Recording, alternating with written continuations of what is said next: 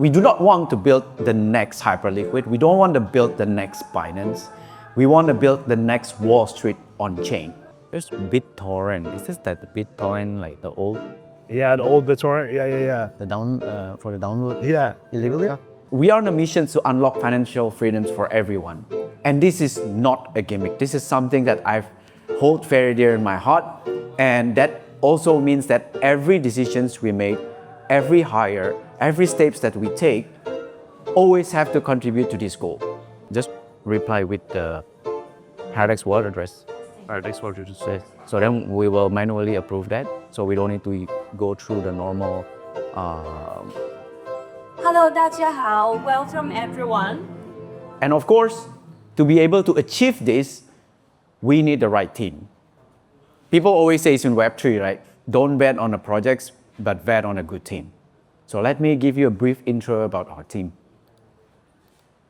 Who is behind the scenes, right?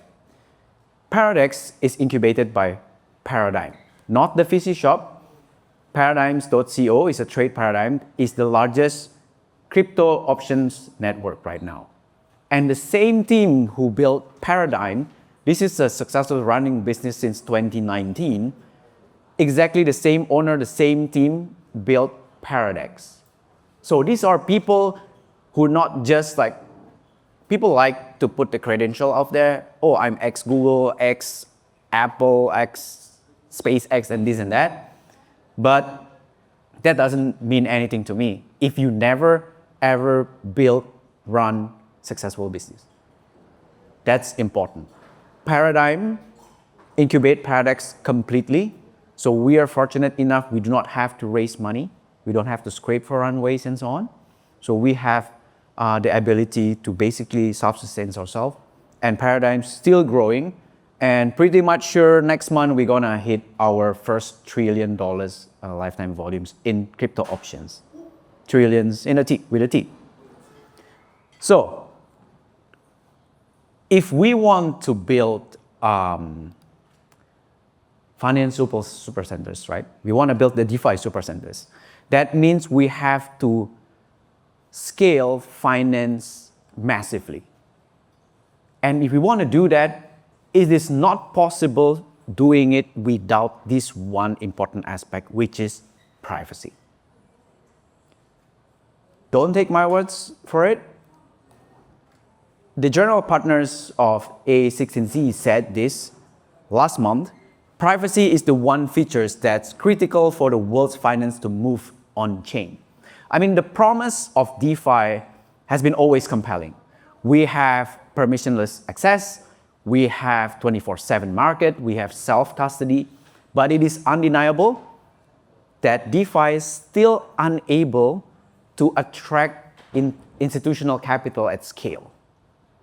And that is not just because regulation issues, not because of technology limitations, but the fundamental barrier in here, I believe, is the information leakage, which is coming from the lack of privacy. Everybody knows James Wynn. Everybody who's trader here know this guy. He basically put his positions, he opened trades on Hyperliquid. Everybody can see his liquidation level. And there were groups forming just to hunt his liquidations. It's insane. This guy made $100 million from PayPay and lost it all in on-chain trading. So when we are talking about privacy, and let's say we have privacy on chains, what does that bring us? The answer to that is simple. We tap into a larger capital market. If we see right now, TradFi derivative markets, we are looking at 700 trillions. 700 trillions. Just now, I think Kai mentions we have to hold on with the market right now. Like we are going down now, 67K on Bitcoin. That means the total market cap of crypto is about what, 2.5 trillion? About there. That means we're just about 0.35% from the TradFi derivative market. We do not even get 1%. And if you're talking about crypto derivative, we are just 1/10 again from that. we're at 0.035%.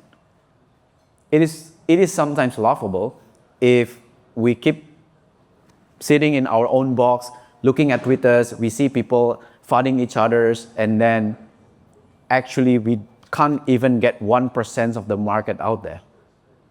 People just, I'm pretty sure people in TradFi are just looking at us and just laugh at us like, what are you guys all doing, man? This is nothing, right? So a simple answer is that if we have privacy, which is Paradex have it now, the obvious consequences to that is that we'll be able to tap into that 700 trillion capital market. So now you can basically say like, okay, so that is Paradex could offer to institutions. How about retail? What do you guys offer to retail? For us, we think retail traders like you and myself, we should not pay fees. It is unfair for a retail to pay fees. That's why, for us, we basically do a zero fees perps. Basically, everything that we have, we're gonna have it zero fees for all retail traders. I'm pretty sure everyone will ask, have the back of their mind, it's like, okay, if you do zero fees, then how do you make money? In the end, this is business, right? Unfortunately, I would not have enough time here explaining how we make money, but if you do want to know, reach out to me after this. I'm more than happy to explain more details about how do we make money even though we have zero fees. And one technology that enable us to do this, we call it an RPI, or retail price improvement. RPI is a technology that we created, that we have it running since beginning of last year. And I remember the date exactly on the 17th of November. This is when Binance then released their article saying that we're going to do RPI as well. This is quite funny because we have been preaching RPI as the next evolutions of microstructures to everyone we know, and it takes one article from Binance for people to rush in like, wait, do you know what RPI is? Dude, like I have been telling you the whole time about RPI, and this is getting more and more. So, even with this, and if we're coming back again to a DeFi Supercenters art, it's a massive word. Supercenter is a massive word. That means it will imply something that, hey, if you are building Wall Street on chain, that means you need a lot of people. It's not a Supercenter if there's only 10 people and 10 users inside, right? So we set our goals that we want to reach to 1 million people. And how do we actually do that? In Paradex, we are doing a lot of different stuff that's not, I would say, not a normal Web3 company does. And I will share two main assets that we have been building so far to reach that goal, to help us to build that DeFi Supercenters. The first one is the cultural brand that we call Money Badgers. When we build a Supercenters, think it like a state. A state doesn't come into existence out of thin air. It's not zero suddenly become one, right? It sprouts from a small cells. Think it like a family. From a family, together with another family, build a neighborhood. From a neighborhood, then it grows to a clan, grows to a tribe, grows to a nation, and becomes state. And what glues them together is the identity. And Money Badger does that for us.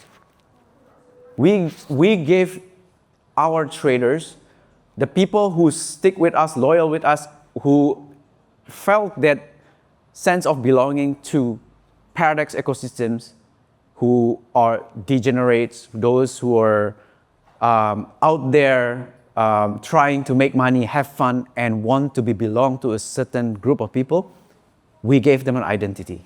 And that's not the only one. Complementary to this, we built Dime TV.